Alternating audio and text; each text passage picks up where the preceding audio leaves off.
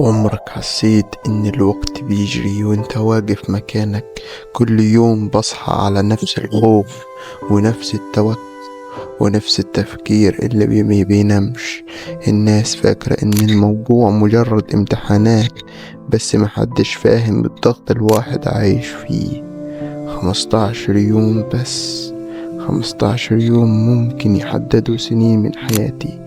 بقيت ببص للساعة بخوف، لأي صوت حواليا بتوتر، حتى النوم مبقاش فيه راحة. كل ليلة أقول لنفسي لسه في وقت، لكن جوايا صوت تاني بيقول انت متأخر. وانا بصراحة مش عارف مين فيهم الصح.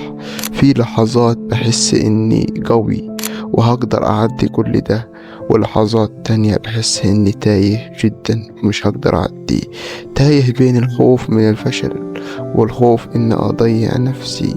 يمكن محدش حاسس بيا، ويمكن شكلي عادي قدام الناس، لكن الحقيقة اني داخل حرب كاملة جوا دماغي كل يوم.